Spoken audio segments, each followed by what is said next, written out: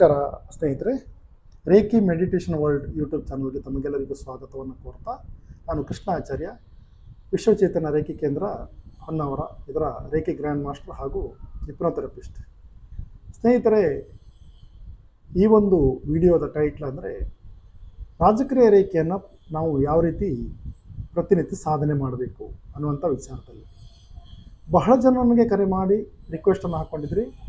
ಬೇರೆ ಬೇರೆ ಗುರುಗಳ ಹತ್ರ ನಾನು ಕಲ್ತ್ಕೊಂಡಿದ್ದೀನಿ, ಗುರುಗಳೇ ನಮ್ಮ ಕಲಿಸಿದಂಥ ಗುರುಗಳ ಸಂಪರ್ಕ ಇಲ್ಲ, ಅಥವಾ ಅವರ ರಿಸೆಪ್ಷನಿಸ್ಟ್ ಕೂಡ ನಮಗೆ ಯಾವುದೇ ರೀತಿಯ ಸಹಕಾರ ಮಾಡ್ತಾ ಇಲ್ಲ, ಯಾವ ರೀತಿ ಪ್ರಾಕ್ಟೀಸನ್ನು ಮಾಡಬೇಕು ಅನ್ನುವಂಥ ಒಂದು ಪ್ರಶ್ನೆಯನ್ನು ಕೇಳಿದ್ರಿ. ಹಾಗಾಗಿ ಆ ವಿಚಾರವಾಗಿ ನಾನು ಇವತ್ತಿನ ವಿಡಿಯೋವನ್ನು ಮಾಡ್ತಾ ಇದ್ದೇನೆ. ಸ್ನೇಹಿತರೆ, ರಾಜಕ್ರಿಯ ರೇಖೆ ಅನ್ನುವಂಥದ್ದು ಒಂದು ದೊಡ್ಡ ಸಮುದ್ರ. ಈ ಸಮುದ್ರದಲ್ಲಿ ಎಲ್ಲನೂ ಇದೆ, ನಾವು ಅದನ್ನು ಆರಿಸಬೇಕಷ್ಟೇ. ಹಾಗಂತ ರಾಜಕ್ರಿಯ ರೇಖೆಯನ್ನು ನೇರವಾಗಿ ನಾವು ಒಮ್ಮೆಲೆ ಕಲೀಲಿಕ್ಕಾಗೋದಿಲ್ಲ. ರೇಖೆಯನ್ನು ಅಥವಾ ರೇಖೆ ಪ್ರಥಮ ಡಿಗ್ರಿಯನ್ನು ಪಡೆದುಕೊಂಡು 21 ದಿನ ಆ ರೇಖೆ ಪ್ರಾಕ್ಟೀಸನ್ನು ಮಾಡಿದ ನಂತರ ರಾಜಕ್ರಿಯ ರೇಖೆಯನ್ನು ಪಡ್ಕೊಳ್ಬೇಕಾಗುತ್ತೆ. ಈ ರಾಜಕ್ರಿಯ ರೇಖೆಯಲ್ಲಿ ಬಹಳಷ್ಟು ವಿಧಾನಗಳ ಒಂದು ಸಂಯೋಗ ಇರೋದರಿಂದ ನಾವು ಒಂದಲ್ಲ ಒಂದು ರೀತಿಯಿಂದ ಇದರಿಂದ ಒಳ್ಳೆಯ ರಿಸಲ್ಟನ್ನು ಪಡ್ಕೊಳ್ಳಿಕ್ಕೆ ಸಾಧ್ಯ ಆಗುತ್ತೆ. ಆದರೆ ಈ ರಿಸಲ್ಟನ್ನು ಪಡ್ಕೊಳ್ಳುವಂಥ ವಿಚಾರದಲ್ಲಿ ಅದರ ಒಂದು ನಿಯಮಕ್ಕೆ ಒಳಪಟ್ಟು ಸರಿಯಾದ ಕ್ರಮದಲ್ಲಿ ನಾವು ಪ್ರಾಕ್ಟೀಸನ್ನು ಮಾಡಬೇಕು. ಹಾಗಂತ ಉಸೈ ರೇಖೆಯಲ್ಲಿ ಇರುವ ಹಾಗೆ ಸಿಂಬಲ್ಸ್ಗಳಾಗಲಿ ಅಥವಾ ಬೇರೆ ಬೇರೆ ಥರದ ಬೀಜ ಮಂತ್ರಗಳನ್ನು ನಾವಿಲ್ಲಿ ಹೇಳುವಂಥ ಪದ್ಧತಿ ಇಲ್ಲ. ನಾವು ಸಿಂಬಲ್ಸ್ನ ಬದಲಾಗಿ ಟ್ರಿಪಲ್ ಕಿಂಗ್ಸ್ ಚೇಂಬರನ್ನು ಬಳಸ್ತೀವಿ. ಇಲ್ಲಿ ಮುಖ್ಯವಾಗಿ ನಾವು ಮೊದಲ ಡಿಗ್ರಿ ರೇಖೆಯನ್ನು ಪಡ್ಕೊಂಡ ನಂತರ 21 ದಿನ ಪ್ರಾಕ್ಟೀಸ್ ಮಾಡಿ ರಾಜಕ್ರಿಯ ರೇಖೆಯನ್ನು ಪಡ್ಕೊಳ್ಬೇಕು. ರಾಜಕ್ರಿಯ ರೇಖೆಯಲ್ಲಿ ಯಾವುದೇ ಹಸ್ತಕ್ರಮ ಕೂಡ ಬರೋದಿಲ್ಲ. ಈ ಹಸ್ತಕ್ರಮ ಬರದೇ ಇರೋದ್ರಿಂದ ನಾವೇನು ಮಾಡ್ತೀವಿ ಅಂದರೆ ಉಸೈ ರೇಖೆಯನ್ನು ಫಸ್ಟ್ ಲೆವೆಲನ್ನು ಫಸ್ಟ್ ಕಲ್ತ್ಕೊಂಡು ನಾವು ಇದಕ್ಕೆ ಬರ್ತೀವಿ. ಯಾಕಂದರೆ ಇಲ್ಲಿ ಹಸ್ತಕ್ರಮ ಬಹಳ ಇಂಪಾರ್ಟೆಂಟ್ ಇರುತ್ತೆ. ಹಸ್ತಕ್ರಮವನ್ನು ನಾವು ಮಾಡದೆ ಅಥವಾ 26 ಪಾಯಿಂಟ್ಗೆ ನಾವು ಹೀಲಿಂಗನ್ನು ಮಾಡದೆ 100% ರಿಸಲ್ಟನ್ನು ಪಡ್ಕೊಳ್ಳಿಕ್ಕೆ ಯಾವುದರಿಂದನೂ ಕೂಡ ಸಾಧ್ಯ ಆಗೋದಿಲ್ಲ. ರೆಗ್ಯುಲರ್ ನಮ್ಮ ಬಾಡಿಗೆ ಫ್ಲೋ ಆಗ್ತಾ ಇರುವಂಥ ಆ ಬ್ಲಾಕೇಜಸನ್ನು ಹಸ್ತಕ್ರಮದ ಮೂಲಕ ನಾವು ಅದನ್ನು ತೆಗಿಬೇಕಾಗತ್ತೆ. ಹಾಗಾಗಿ ಹಸ್ತಕ್ರಮ ಇಲ್ಲಿ ಕಂಟಿನ್ಯೂ ಆಗುತ್ತೆ. ಉಸೈ ರೇಖೆ ಹಸ್ತಕ್ರಮ ಏನಿದೆ 26 ಪಾಯಿಂಟಿಗೆ ನೀವು ಮಾಡುವಂಥದ್ದು, ಅದನ್ನು ಮಾಡಲೇಬೇಕು. ಇನ್ನು ರಾಜಕ್ರಿಯೆ ಕಲಿತ ನಂತರ ನೀವು ಯಾವ ರೀತಿ ರೇಖೆ ಸಾಧನೆಯನ್ನು ರಾಜಕ್ರಿಯ ಸಾಧನೆಯನ್ನು ಮಾಡಬೇಕು ಅಂತಂದರೆ, ನೋಡಿ, ರಾಜಕ್ರಿಯದಲ್ಲಿ 6 ಲೆವೆಲ್ಗಳನ್ನು ನಾವು ಕಲಿತೀವಿ. ಎಲ್ಲವೂ ಕೂಡ ಕಂಪಲ್ಸರಿ ಅಲ್ಲದೇ ಇದ್ರೂ ಕೂಡ ನಮಗೆ ಎಷ್ಟು ಅಗತ್ಯ ಇದೆಯೋ ನಮ್ಮ ಸಮಸ್ಯೆಗೆ ಅಥವಾ ನಮಗೆ ಎಷ್ಟು ಇಂಟ್ರೆಸ್ಟ್ ಇದೆಯೋ ಅಷ್ಟನ್ನು ಕಲಿಬಹುದು.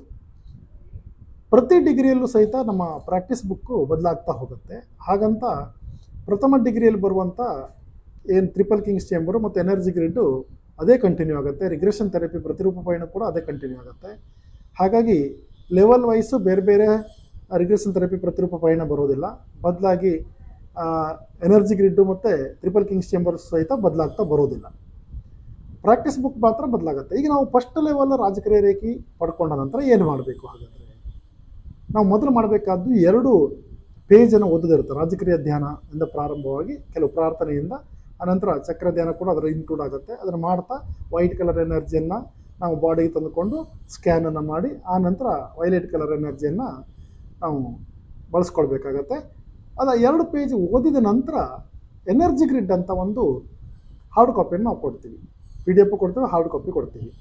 ಅದರಲ್ಲಿ ಒಂದು ಸ್ಟ್ರಕ್ಚರ್ ಇದೆ. ರೇಖಿ, ನಮ್ಮ ಸನಾತನ ಪದ್ಧತಿ, ಅನಂತರ ರಾಜಕ್ರಿಯ ರೇಖೆ ಶಕ್ತಿ, ಆನಂತರ ಸಪ್ತಋಷಿಗಳ ಶಕ್ತಿ, ಟ್ರಿಪಲ್ ಪಿರಾಮಿಡ್ನ ಎನರ್ಜಿ, ಆನಂತರ ಟ್ರಿಪಲ್ ಕಿಂಗ್ಸ್ ಚೇಂಬರ್ ಎನರ್ಜಿ, ಒಟ್ಟಿಗೆ line wise step by step ಇರುತ್ತೆ. ನಾವು ಆ ಎನರ್ಜಿ ಗ್ರಿಡ್ಡನ್ನು ಇಮ್ಯಾಜಿನೇಷನ್ ಮಾಡ್ಕೊಳ್ಬೇಕು. ಮೇನ್ ಅಂದರೆ 2 ಪೇಜ್ ಓದಿದ ನಂತರ ಎನರ್ಜಿ ಗ್ರಿಡ್ಡನ್ನು ಇಮ್ಯಾಜಿನೇಷನ್ ಮಾಡ್ಕೊಂಡು ಅದನ್ನು ಕೂಡ ಟ್ರಿಪಲ್ ಕಿಂಗ್ಸ್ ಚೇಂಬರ್ ಭಾಗದಲ್ಲಿ ಕೂತ್ಕೊಂಡು ಮೇಲಿನ ಎಲ್ಲ ಎನರ್ಜಿಯನ್ನು ನಾವು ರಿಸೀವ್ ಮಾಡ್ತಾ ಇದ್ದೀವಿ ಅಂತ ಹೇಳಿ ಒಂದು 5 ನಿಮಿಷಗಳ ತನಕ ಆ ಒಂದು ಕಲ್ಪನೆಯಲ್ಲಿ ನಾವು ಆ ಎನರ್ಜಿಯನ್ನು ರಿಸೀವ್ ಮಾಡುವಂಥ ಪ್ರಯತ್ನ ಮಾಡಬೇಕು. ಇದು ಬಹಳ ಇಂಪಾರ್ಟೆಂಟ್. ಇದನ್ನು ನಾವು ಒಂದು ದಿನದಲ್ಲಿ 1 ಸಾರಿ ಮಾಡಿಕೊಂಡಾಗ 24 ಗಂಟೆಯವರೆಗೆ ನಿಮಗೆ ಆ ಒಂದು ಎನರ್ಜಿ ನಿಮ್ಮ ಇಡೀ ಬಾಡಿಯಲ್ಲಿ ಫ್ಲೋ ಆಗ್ತಾ ಇರುತ್ತೆ.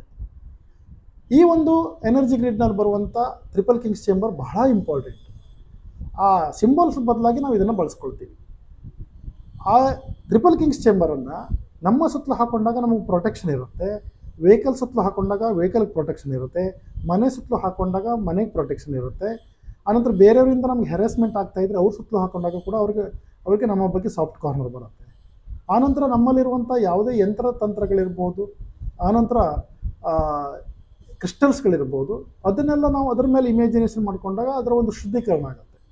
ಈಗ ನಮ್ಮ ಸನಾತನ ಸಂಪ್ರದಾಯದಲ್ಲಿ ಯಾವುದೇ ಒಂದು ವಸ್ತು ಅದು ಮಲಿನ ಆದಾಗ ನಾವು ಬೇರೆ ಬೇರೆ ಪ್ರಕಾರದಲ್ಲಿ ಅದನ್ನು ಶುದ್ಧೀಕರಣ ಮಾಡುವಂಥದ್ದು, ಧೂಪವನ್ನು ತೋರಿಸುವಂಥದ್ದು, ಅಥವಾ ಆಕಳ ಒಂದು ಗೋಮೂತ್ರ ಮೂತ್ರ ಇರ್ಬೋದು, ಅಥವಾ ಗೋಮಯ ಇರ್ಬೋದು, ಪ್ರೋಕ್ಷಣೆ ಮಾಡುವಂಥದ್ದು, ಈ ಥರದಲ್ಲೆಲ್ಲ ಬೇರೆ ಬೇರೆ ಫಾರ್ಮಾಲಿಟೀಸ್ ಎಲ್ಲ ಅದನ್ನು ಮಾಡ್ತಾ ಇದ್ವಿ. ಅದೇ ಟ್ರಿಪಲ್ ಕಿಂಗ್ಸ್ ಚೇಂಬರನ್ನು ಅಲ್ಲಿ ಇಮ್ಯಾಜಿನೇಷನ್ ಮಾಡ್ಕೊಳ್ಳೋದ್ರಿಂದ ಆಟೋಮೆಟಿಕ್ಕಾಗಿ ಅದು ಶುದ್ಧೀಕರಣ ಆಗುತ್ತೆ, ಪ್ರೊಟೆಕ್ಷನ್ ಕೂಡ ಆಗುತ್ತೆ. ಅದನ್ನು ನಾವು ಆ ಟ್ರಿಪಲ್ ಕಿಂಗ್ಸ್ ಚೇಂಬರನ್ನು ಯಾವ ರೀತಿ ಆ್ಯಕ್ಟಿವೇಷನ್ ಮಾಡಬೇಕು ಮತ್ತು ಎನರ್ಜಿ ಗ್ರಿಡನ್ನು ಯಾವ ರೀತಿ ಆ್ಯಕ್ಟಿವೇಷನ್ ಮಾಡ್ಕೊಳ್ಬೇಕು ಅನ್ನೋದನ್ನು ನೀವು ಕ್ಲಾಸ್ ಪಡ್ಕೊಳ್ಳುವಾಗ ನಾವು ಅದನ್ನು ತಿಳಿಸ್ಕೊಡ್ತೇವೆ ನಿಮಗೆ. ಇಮ್ಯಾಜಿನ್ ಮಾಡುವಂಥದ್ದು ಇರ್ಬೋದು, ಎಲ್ಲ ಮೆಥಡನ್ನು. ಅದಾದ ನಂತರ ನಿಮಗೆ ರಿಗ್ರೆಷನ್ ಥೆರಪಿ ಪ್ರತಿರೂಪ ಪಯಣ ಅನ್ನುವಂಥ ಒಂದು ಹಿಪ್ನೋಟಿಸಮ್ ಮೆಥಡ್ ಇದರಲ್ಲಿ ಆ್ಯಡ್ ಮಾಡಿದ್ದಾರೆ. ಆ ಹಿಪ್ನೋಟಿಸಮ್ನ ಮೆಥಡ್ ಇದೇನಿದೆ ತುಂಬ ಯೂಸ್ಫುಲ್ ಆಗುತ್ತೆ ನಿಮಗೆ. ಯಾಕೆಂದರೆ ಹಿಪ್ನೋಟಿಸಮ್ನ ಸಹಾಯ ಇಲ್ಲದೇ ಈ ರಾಜಕೀಯ ಕಲಿತವರು ಜನ್ಮಾಂತರದ ಸಮಸ್ಯೆಯನ್ನು ಪರಿಹಾರ ಮಾಡ್ಕೊಳ್ಳಿಕ್ಕೆ ಅನುಕೂಲ ಆಗುತ್ತೆ. ಹಾಗಾಗಿ ರಾಜಕೀಯ ಕಲಿತವರಿಗೆ ಹಿಪ್ನೋಟಿಸಮ್ನ ಅವಶ್ಯಕತೆ ಇಲ್ಲ ಅಂತ ಕೂಡ ಹೇಳ್ತಾರೆ. ಆಯಿತಾ? ಅದನ್ನು ನಾವು ಮಾಡ್ಕೊಳ್ಳೋದ್ರಿಂದ ನಮ್ಗೆ ಅನುಕೂಲ ಆದಂಥ ಒಂದು ಟೈಮಲ್ಲಿ ದಿನದಲ್ಲಿ ಸಾಧ್ಯತೆ ದಿನದಲ್ಲಿ ಒಂದು ಸಾರಿ ಅಥವಾ 2 ದಿನಕ್ಕೊಂದು ಸಾರಿ ಅಥವಾ 4 ದಿನಕ್ಕೊಂದು ಅವಶ್ಯಕತೆಗೆ ತಕ್ಕಂತೆ ಅದನ್ನು ಮಾಡ್ಬೋದು. ಆದರೆ ಡೈಲಿ ಅನುಷ್ಠಾನ 2 ಪೇಜ್ ಓದೋದು, ಎನರ್ಜಿ ಗ್ರಿಡ್ ನೋಡೋದು ಕಂಪಲ್ಸರಿ ಇರುತ್ತೆ, ಪ್ರತಿದಿನ ಮಾಡುವಂಥದ್ದು. ಅದು ಎರಡೂ ಕೂಡ ನಮಗೆ ಒಂದು 7 ನಿಮಿಷದಲ್ಲಿ ಮುಗಿಯುತ್ತೆ. 2 ಪೇಜ್ ಓದಲಿಕ್ಕೆ 2 ನಿಮಿಷ, ಎನರ್ಜಿ ಗ್ರಿಡ್ ನೋಡಲಿಕ್ಕೆ 5 ನಿಮಿಷ. ರಾಜಕೀಯದಲ್ಲಿ ಬರುವಂಥ 7 ನಿಮಿಷದ ಪ್ರೊಸೆಸಿಂಗ್ ಬರುವಂಥದ್ದು. ಆನಂತರ ಹಸ್ತಕ್ರಮ ಮಾಡುವಂಥದ್ದು, ರೇಖೆಯ ಹಸ್ತಕ್ರಮವನ್ನು ಕಂಟಿನ್ಯೂ ಮಾಡುವಂಥದ್ದು. ಇದು ಬಹಳ ಸುಲಭದಂಥ ಮೆಥಡ್. ಈಗ ನಾವು ರಾಜಕೀಯ ರೇಖೆ ಫಸ್ಟನ್ನು ಕಲ್ತಿದ್ವಿ ಅಂತಂದರೆ 2 ಪೇಜ್ ರಾಜಕೀಯ ರೇಖೆದು ಅದನ್ನು ಓದ್ಬಿಡೋದು, ಎನರ್ಜಿ ಗ್ರಿಡನ್ನು ಇಮ್ಯಾಜಿನೇಷನ್ ಮಾಡ್ಕೊಳ್ಳುವಂಥದ್ದು. ಆನಂತರ ರಾಜಕೀಯ ರೇಖೆ ಕಲಿತ ನಂತರ ನೀವು ಪ್ರತಿಯೊಂದು ಪಾಯಿಂಟಿಗೂ 3 ನಿಮಿಷ ಅಂದರೆ 26 ಪಾಯಿಂಟಿಗೆ 3 ಮಿನಿಟ್ಸನ್ನು ಸ್ಪೆಂಡ್ ಮಾಡುವಂಥ ಅವಶ್ಯಕತೆ ಇಲ್ಲ. ಅರ್ಧದಿಂದ 1 ನಿಮಿಷ ಸ್ಪೆಂಡ್ ಮಾಡಿದರೆ ಸಾಕು. ಮುಂದೆ ಫ್ಯೂಚರಲ್ಲಿ ಅದನ್ನು ಬೇಕಾದರೆ ಎಕ್ಸ್ಟೆನ್ಷನ್ ಮಾಡ್ಕೊಳ್ಬೋದು. ರಾಜಕೀಯ ಕಲಿಯೋದ್ರಿಂದ ರೇಖೆಯ ಪ್ರಾಕ್ಟೀಸ್ ಬಹಳ ಈಸಿ ಆಗುತ್ತೆ. 20 ನಿಮಿಷದಲ್ಲಿ ಟೋಟಲ್ ನಿಮ್ಮದು ರೇಖೆ ಮತ್ತು ರಾಜಕೀಯ ಪ್ರಾಕ್ಟೀಸೇ ಮುಗ್ದು ಹೋಗುತ್ತೆ. ಹಾಗಾಗಿ ಈ ಫಸ್ಟ್ ಲೆವೆಲಲ್ಲಿ ನಾವು ಈ ರೀತಿ ಮಾಡಿದ್ರೆ ಸಾಕು. ದಿನದಲ್ಲಿ 1 ಸಾರಿ ಕಂಪಲ್ಸರಿ ಇರುತ್ತೆ. ಅದರ ನಂತರ ನಿಮ್ಗೆ ಅನುಕೂಲ ಇತ್ತು ಅಂದರೆ ನೀವು ಈ ಯಾವುದು ಫಾರ್ಮಾಲಿಟೀಸನ್ನು ಮಾಡುವಂಥ ಅವಶ್ಯಕತೆ ಇಲ್ಲ. ಈ ಹಸ್ತಕ್ರಮವನ್ನು ರಿಪೀಟ್ ಮಾಡ್ಬೋದು ಸೇಮ್ ಡೇ, ಅದೇ ದಿನದಲ್ಲಿ. ಇನ್ನು ಈ ರಾಜಕೀಯ ರೇಖೆಯಲ್ಲಿ 2ನೇ ಡಿಗ್ರಿಯನ್ನು ಪಡ್ಕೊಂಡವರಿಗೆ ನೆನ್ಪಿಟ್ಕೊಳ್ಳಿ, ಈ ರಿಗ್ರೆಷನ್ ಥೆರಪಿ ಪ್ರತಿರೂಪ ಪಯಣ ಡೈಲಿ ಮಾಡಲೇಬೇಕು ಅಂತ ಏನಿಲ್ಲ. ನಿಮ್ಮ ಅವಶ್ಯಕತೆಗೆ ಅನುಗುಣವಾಗಿ ಡೈಲಿನೂ ಮಾಡ್ಬೋದು, 2 ದಿನಕ್ಕೊಂದು ಸರಿ ಮಾಡ್ಬೋದು, ವಾರದಲ್ಲಿ 2 ಸಾರಿ ಕೂಡ ಮಾಡ್ಬೋದು. ಆದರೆ ಡೈಲಿ ಪ್ರಾಕ್ಟೀಸ್ ಏನಿದೆ ಅದು 2 ಕಂಪಲ್ಸರಿ ಇರುತ್ತೆ. ಈ ರಿಗ್ರೆಷನ್ ಥೆರಪಿ ಪ್ರತಿರೂಪ ಪಯಣಕ್ಕೆ ನಾವು ಹಾರ್ಡ್ ಕಾಪಿ, PDF ಮತ್ತು ಆಡಿಯೋ ಕೂಡ ಕೊಡ್ತೀವಿ. ಕೆಲವು ಸೆಂಟರ್ನಲ್ಲಿ ಅದು ಆಡಿಯೋ ಕೊಡುವಂಥ ಒಂದು ವ್ಯವಸ್ಥೆ ಇಲ್ಲ. ಬುಕ್ಸನ್ನು ನೋಡಿಕೊಂಡು ನೀವು ಇಮ್ಯಾಜಿನ್ ಮಾಡ್ಕೊಳ್ಳಿ ಅಂತ ಹೇಳ್ತಾರೆ. ಆದರೆ ಅವರೇ ಬುಕ್ಸನ್ನು ನೋಡ್ಕೊಂಡು ಅವರೇ ಇಮ್ಯಾಜಿನ್ ಮಾಡ್ಕೊಳ್ಳೋದು ಕಷ್ಟ ಇದರಲ್ಲಿ. ಯಾಕಂದರೆ ಒಂದ್ಸರಿ ಒಂದು ಲೈನ್ ಹೇಳ್ಕೊಂಡು ನಾವು ಅದ್ರ ಇಮ್ಯಾಜಿನೇಷನ್ ಮಾಡುವಾಗ ಮತ್ತು ವಾಪಸ್ ನಾವು ಅದನ್ನು ಕಣ್ಣನ್ನು ಓಪನ್ ಮಾಡಿ ಮುಂದಿನ ಲೈನನ್ನು ಓದಬೇಕಾಗತ್ತೆ. ಹಾಗೆ ನಾವೇನು ಮಾಡಿದ್ವಿ, ನಮ್ಮಲ್ಲಿ ಕಲ್ತ್ಕೊಳ್ಳುವಂಥವ್ರಿಗೆ ಅದಕ್ಕೆ ಆಡಿಯೋನು ಕೂಡ ರೆಡಿ ಮಾಡಿದ್ವಿ, ಅದನ್ನು ಕೊಡ್ತೀವಿ. ಅದನ್ನು ಇಯರ್ಫೋನಲ್ಲಿ ಹಾಕ್ಕೊಂಡು ನೀವು ಕೇಳಿಸ್ಕೊಳ್ಬೋದು ನಿಮ್ಮದು ಡೈಲಿ ಪ್ರಾಕ್ಟೀಸ್ ಮುಗಿದ ನಂತರ. ಇದು ರಾಜಕೀಯ ಫಸ್ಟಲ್ಲಿ ನೀವು ಮಾಡುವಂಥ ಸಾಧನೆ ಇದು. ಇನ್ನು 2ನೇ ಲೆವೆಲ್ಗೆ ಬಂದಾಗ ನಿಮಗೆ ಬೇರೆ ಚೇಂಜಸ್ ಏನಿಲ್ಲ, ಬುಕ್ ಮಾತ್ರ ಚೇಂಜಸ್ ಆಗುತ್ತೆ.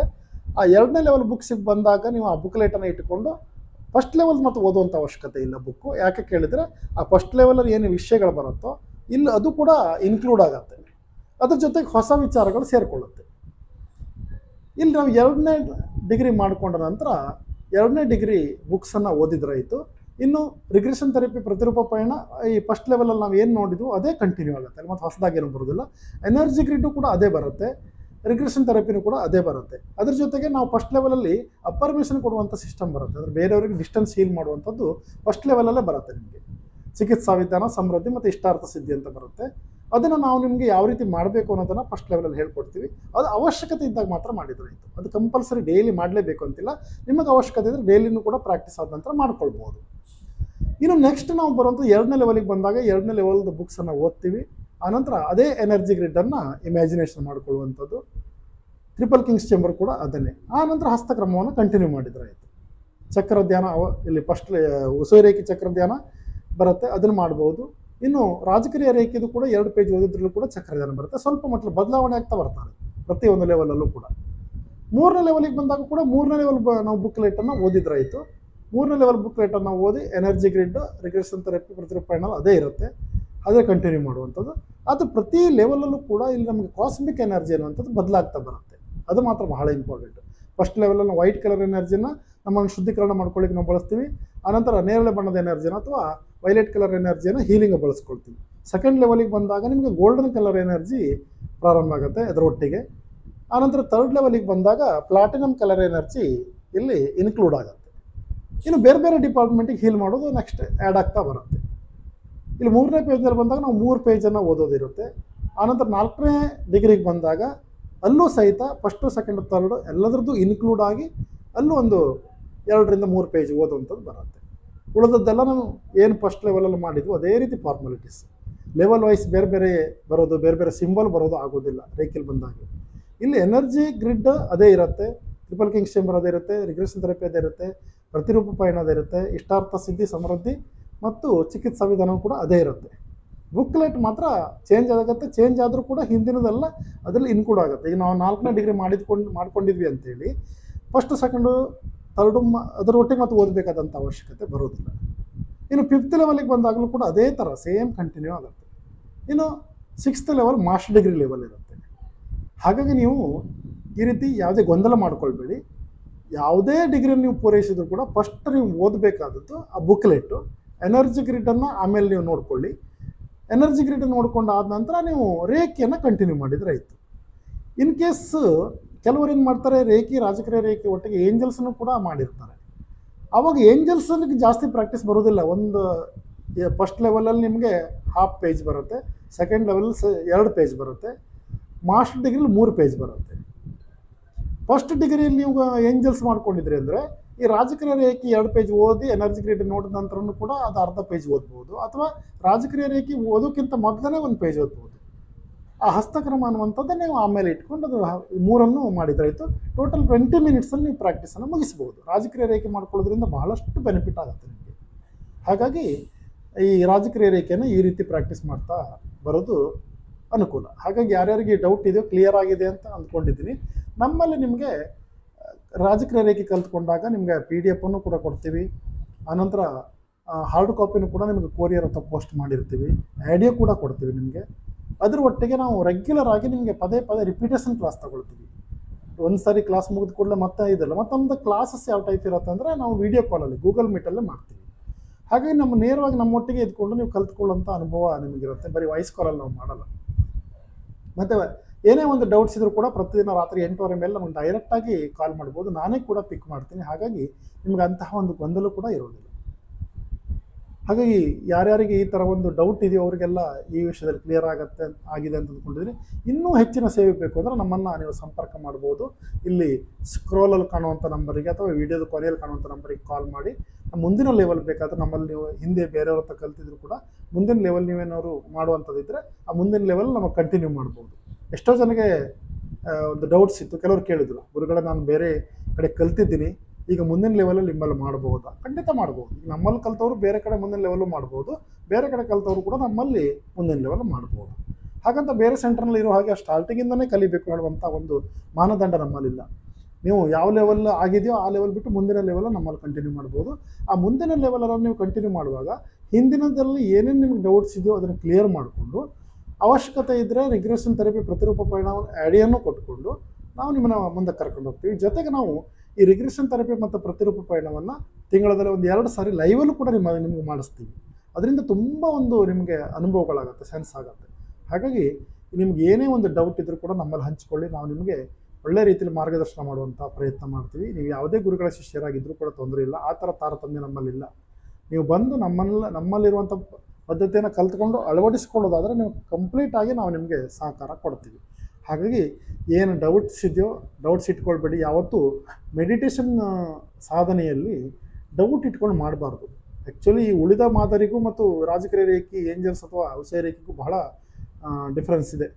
ಇಲ್ಲಿ ನಾವು ಆ್ಯಕ್ಯುರೇಟಾಗಿ ಸಿಂಬಲ್ಸನ್ನು ಬಳಸ್ಕೊಂಡು ಸ್ಟೆಪ್ ಬೈ ಸ್ಟೆಪ್ ಕ್ಲಿಯರ್ ಕಟ್ಟಾಗಿ ಹೋಗ್ತೀವಿ. ಬೇರೆ ಮೆಡಿಟೇಷನ್ ಲೈನಲ್ಲಿ ನಿಮ್ಗೆ ಆ ಥರ ಇರೋದಿಲ್ಲ. ಏನೋ ಡೌಟ್ಫುಲ್ ಆಗಿ ಯಾವುದೋ ಒಂದು ಧ್ಯಾನ ಮಾಡ್ತಾ ಹೋಗ್ತೀರಿ, ಬಹಳಷ್ಟು ಸಮಯ ತೆಗೆದುಕೊಳ್ಳುತ್ತೆ ನಿಮಗೆ ರಿಸಲ್ಟ್ ಬರಲಿಕ್ಕೆ. ಇದರಲ್ಲಿ ಹಾಗಲ್ಲ, ಫಾಸ್ಟ್ ಬರುತ್ತೆ ರಿಸಲ್ಟ್. ಮತ್ತು ಯಾವುದೇ ರೀತಿಯ ನಿಯಮಗಳು ಜಾಸ್ತಿ ಇರೋದಿಲ್ಲ, ಕಂಡೀಷನ್ಸ್ಗಳು ಇರೋದಿಲ್ಲ. ಹಾಗಾಗಿ ರಾಜಕೀಯ ರೇಖೆ ಇರುವಂಥದ್ದು ತುಂಬ ಒಂದು ಪವರ್ಫುಲ್ ಆದಂಥ ಒಂದು ದೊಡ್ಡ ಸಮುದ್ರ ಅಂತ ಹೇಳ್ಬೋದು. ಆಧ್ಯಾತ್ಮಿಕ ವಿಚಾರದಲ್ಲಿ ಬಹಳಷ್ಟು ಅನುಭವಗಳು ನಿಮಗೆ ಇಲ್ಲಿ ಸಿಗ್ತವೆ. ಕರ್ಮ ಸಿದ್ಧಾಂತ ಇರಲಿ, ಬೇರೆ ಬೇರೆ ಜನ್ಮಗಳಿರಲಿ, ಅಥವಾ ಬೇರೆ ಬೇರೆ ಚಕ್ರಗಳಲ್ಲಿ, ಮೈನರ್ ಚಕ್ರ, ಮೈಕ್ರೋ ಚಕ್ರಗಳಲ್ಲಿರುವಂಥ ವ್ಯತ್ಯಾಸ ಎಲ್ಲವೂ ಕೂಡ ಇಲ್ಲಿ ಕವರ್ ಆಗುತ್ತೆ.